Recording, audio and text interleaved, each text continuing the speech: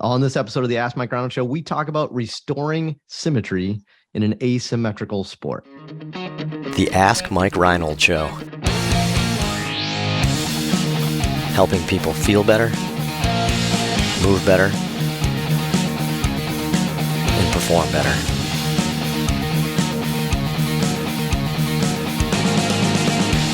Before we get to the podcast, I wanted to make sure you knew about my free online course on the Introduction to Performance Therapy and Training.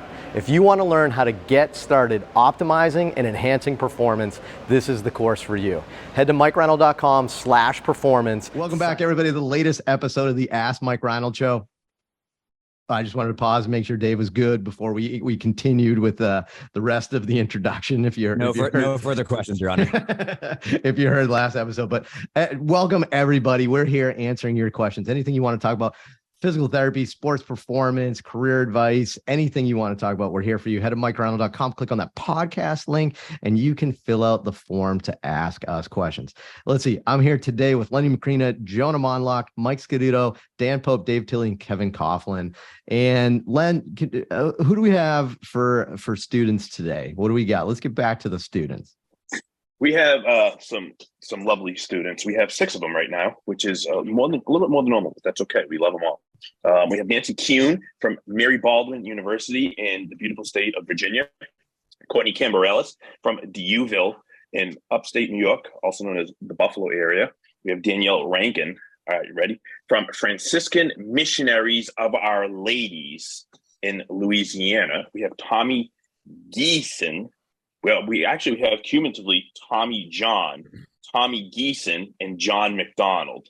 So Tommy John, Tommy is from High Point, John is from UNLV, and we have Corey Arnold from Georgia Southern in Georgia. Can you believe Tommy John's an underwear brand right now? I know, right? What about Tammy Jane? That one?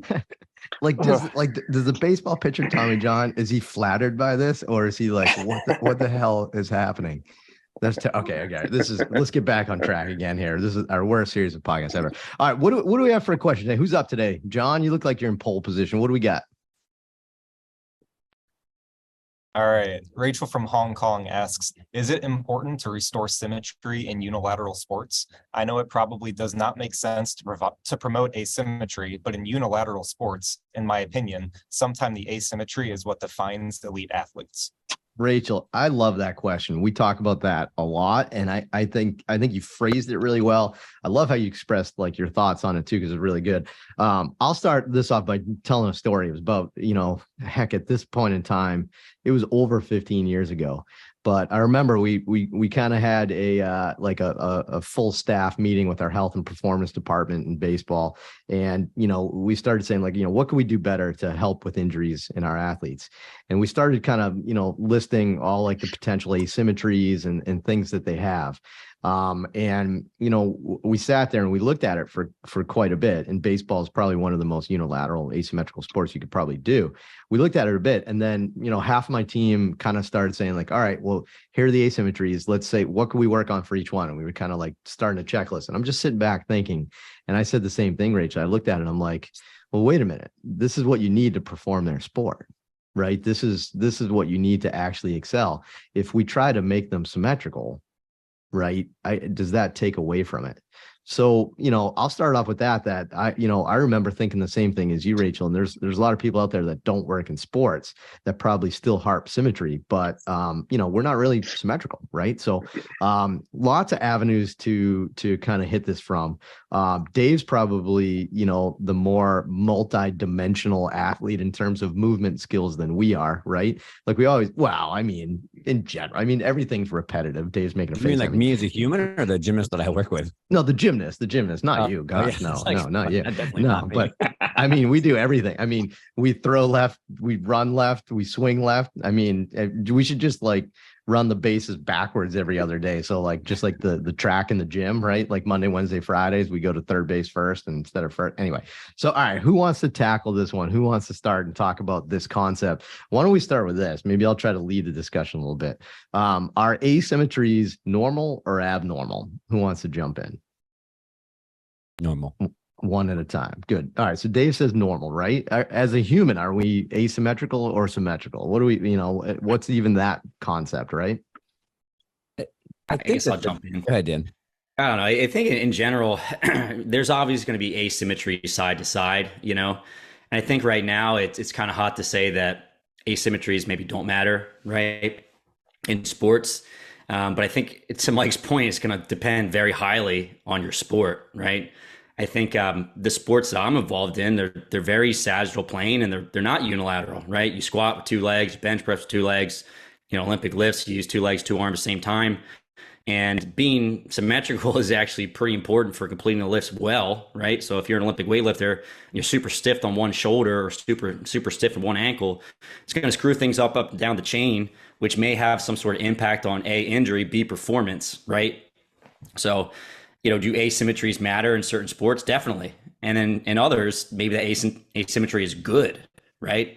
So I think a big part is like, what are the demands of the sport, right? What are you trying to get back to? What's limited? Is a specific asymmetry kind of related to their pain problem or performance? And you start from there, Right. I like that. Right. I mean, think of certain ones like, if you're trying to do, an Olympic lift, right? Symmetry would be probably advantageous, right? If you're trying to throw a baseball and you're trying to make both your shoulders symmetrical, one of them is going to probably be in a jam, right? Like that's just not the way it's made, right? So I don't know. What about some of the other symmetrical sports? So, but how about a symmetrical sport with an asymmetrical body? So Kevin, talk to me about running a little bit here, right? And not to like lead it a little bit here, but like inherently as a human, we're asymmetrical, right? Your heart's on one side, your liver's on one side. Nothing is exactly the same side to side, but you run fairly symmetrically. We're supposed to. What about the flip of that, Kev? What do you think? Yeah, I think similar to what Dan just said, where that sport is mostly in the sagittal plane, it's more advantageous to be symmetrical. I think you want to see, especially if you're doing hills and stuff, you want to look at people's ankles and make sure that they have a good amount of dorsiflexion for something like that, as well as normal knee range of motion and that type of stuff. I think upper body becomes a little less important for a runner, but I think for general like movement, if they're in the gym lifting, we would like to see some symmetry. And I think in sports like baseball, I think about it with what I've learned from you guys is there's a bony change to the humerus, and you can try as long as you want to make that symmetrical side to side, and it's not going to be symmetrical. So I think in some sports we have to accept that asymmetry, if you're playing this sport as you're developing and your bones are forming, it's you're going to have a lifelong change. If I have a runner and I see some change that isn't due to a bone changing as they're going through puberty and stuff, or to figure out maybe why this asymmetry occurred. Is this maybe just the shape of their hip bone on one side versus the other, or is this due to maybe a past injury and that's something that we want to work on? So I think their sports history gives you a lens to look through in terms of why are we seeing this asymmetry. And if it's something that's relevant that we should clean up either for performance in the sport or just for general movement health.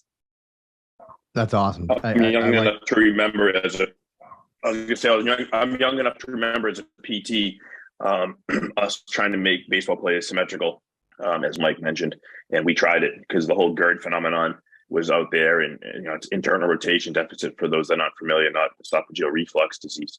And we tried to equalize internal rotation, not realizing what we were doing because the research said they had a higher rate of injury with internal rotation deficit. We knew about retroversion, but GERD was this hot topic, and it still is out there, and doctors are still talking about it, even PTs are talking about it. But I think we learned the hard way when people's careers ended because they got hurt. We created too much motion. We created an imbalance in their symmetry. So we tried to make them symmetrical. It wasn't effective for their sport, especially throwing a baseball. And so we learned from that. Hopefully we learned from that. Some of us have, I think, but it's always evolving. So. You technically made your asymmetry worse, right? By trying to work on your asymmetry, in that fashion. Right. So what do you think, Mike? Well, I was just going to say from a training perspective, right? If you're in a unilateral sport, and golf is a great example where that's like a truly unilateral sport, Throughout your playing season, there's going to be tissues that are overloaded and tissues that are underloaded because you're repeating the same motion on the same side over and over. From a training perspective, over the course of a year, you probably want to fluctuate, how you're training. So in the immediate off season, we may go into a period where we're looking for a more symmetrical or more well-rounded kind of training program, where we're trying to offload some of the tissues that have been overloaded over the course of the season, and then train the tissues that have been underloaded or understressed over the course of a season. So I think it does have implications in your training program over the course of a year, and it probably does change the method and the way that we're training that person in a unilateral sport. I'm glad you brought that up, Mike. I think that's a good way of phrasing it there too, is the way we train them just depends on periodization throughout the year too. And there's probably some time that we want to take some stress off those overused unilateral asymmetries, right? And try to balance yourself a little bit. It's not that we don't appreciate that and we won't work on that in the future, but like maybe to take a little stress off at some time is good too. I like it. Dan, what do you think? Yeah, I always talk about this. I think when people are trying to figure out why injuries are caused, oftentimes we kind of look at research, asymmetry, that's the reason why. I just think that we need to be a little more concrete about the mechanisms of injury, right? Like even for baseball, like you can make a blanket statement that symmetry is important. Well, it's like, okay, well, you get a lot of hamstring injuries in baseball, right? But you get a lot of like shoulder injuries in baseball and elbow injuries in baseball, right? And I think the way that you probably prevent those shoulder injuries is not as related to symmetry, right? I'm not a baseball expert, but I'm not the guy telling people to throw 100 pitches with their opposite arm to build symmetry and throw like baseballs backwards on the throwing side arm. Like, no, that's not how we prevent those. But like for maybe some of the other issues or injuries in the sport, the symmetry is maybe more important, right? But I think at the end of the day, it's, what do we know is helpful for hamstring injuries? What do we know is helpful for, elbow injuries? Let's modify those variables that we know are important. And when it comes to asymmetry, like maybe it's important, maybe not. It doesn't seem like it's as important. I think it's probably lower hanging fruit than the more obvious things. So yeah, that's a good point too. We tend to blame things on symmetry sometimes because we can see it. But, I going back to Lenny's point here too, I remember when we first started learning about these things in baseball players, we'd find all these asymmetries on injured players and be like, oh, that must be why they're injured. And then I started working in pro baseball with healthy guys and I'm like, oh, they all look like that. Like all the healthy guys look like that. I'm like, so the healthy guys and the injured guys look the same, right? So let's correlation versus causation. But Jonah, from your perspective, from the performance side, right? And I think not so much injury prevention, but performance side, right? If I'm a right-hand hitter, golfer, whatever it is, right? We're working on med ball rotation, right? How do you program that? Do you make me do both sides? Are you trying to increase one side more than the other? Like, how do you program that for performance? Yeah, I think that actually ties in pretty well with what Mike was saying, where it depends a lot on the time of the year. So if we look at, say, the professional pitchers we've had in this year, early off season, all their med ball drills we were doing on both sides for all those reasons that Mike was talking about. But as we get closer to the year, as the intensity of the drills ramp up, and as we're trying to get more specific to their pitching mechanics on the mound, we start to just mainly focus on their throwing side. So if they're doing like a run and gun med ball throw, they're not going to coordinate that well on their offside. So it's just not worth the time and effort. I think that's a big piece of it, is just asking, whether it's trying to fix an asymmetry for performance, health, whatever it is, how much time and effort is it going to take to really try to equal out these sides? And is doing so going to take away from the other stuff that we want to focus on? That's great. So it's a good point. I think inherently we have a dominant side, right? Like we have a dominant right hand. We have a dominant probably leg, right? Right-legged or left-legged kickers, and our neural wiring, our neural drive is completely different. Stuff that we can't even conceptualize without higher level testing. So to consider somebody truly symmetrical is nearly impossible. Because if I tried to throw something lefty or kick lefty or lunge to ones or whatever, it's just not going to feel probably as stable for me, just because of a dominant side and a dominant neuromuscular control. The wiring in my brain is completely different for a dominant side for me. Yeah, it makes sense. I feel like, sorry. I was going to say, I feel like that's where it comes down to, at least on the performance side, like, yeah, maybe we want to keep these things in check, but you're probably wasting a lot of time if you're really pushing after just total symmetry with everything. Like, don't want to get too out of whack, but at the end of the day, you are who you are. If you're not hurt, just keep improving performance. Well, yeah, I was going to say, and what you are saying here is you do need to work on enhancing asymmetrical performance. That's the whole point, right? Like, to hit the ball further, you have to have more asymmetrical strength and power in one direction.